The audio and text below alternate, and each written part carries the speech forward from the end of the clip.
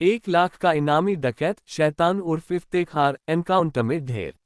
नमस्कार, आप देख रहे हैं हिंदुस्तान खबर। पश्चिमी उत्तर प्रदेश के कुख्यात डकैत शैतान उर्फ इफ्तेखार का आतंक आखिरकार खत्म हो गया है।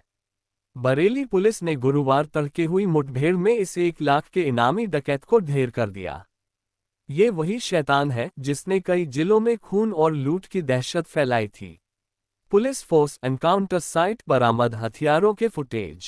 घटना भोजीपुरा थाना क्षेत्र के नैनीताल हाईवे स्थित बिलवा पुल के पास की है।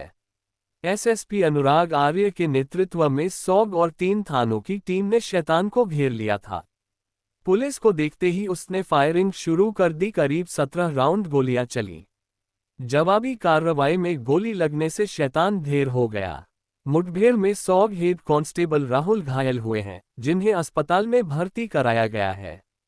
SSP media briefing. पुलिस घायल सिपाही को ले जाती हुई एम्बुलेंस फुटेज।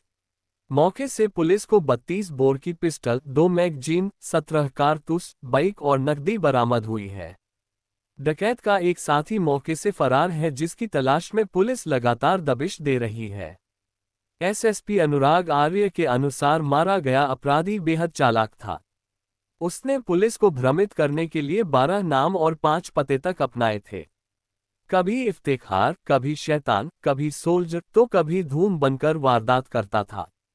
उसके खिलाफ 19 संगीन मुकदमे दर्ज थे, जिनमें हत्या, लूट और डकैती के केस शामिल हैं।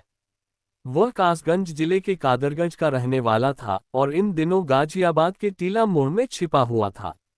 डकैत शैतान का आपराधिक इतिहास बेहद खौफनाक रहा है।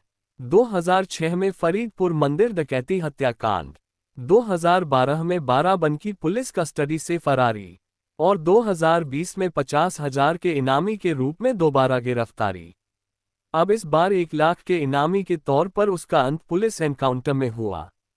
Bite Anurag Arya, SSP Bareilly. अपराधियों के लिए बरेली की धरती अब सुरक्षित नहीं है। जो समाज के दुश्मन हैं, उन्हें कानून के हवाले किया जाएगा।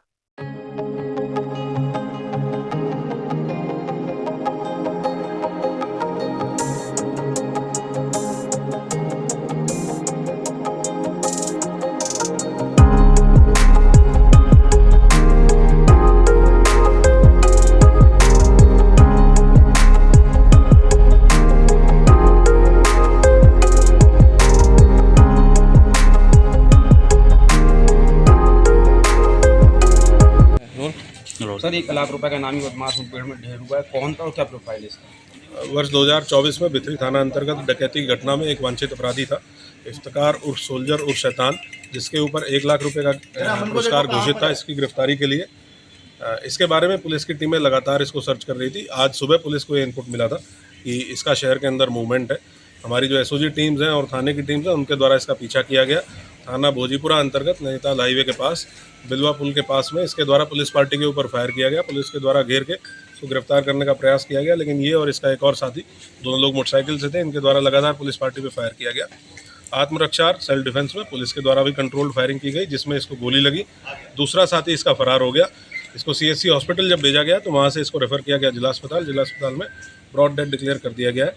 इसकी क्राइम प्रोफाइल में इसके ऊपर पिछले लगभग 15 सालों में 19 मुकदमे दर्ज हैं। ये मुकदमे 7 जनपदों में दर्ज हैं।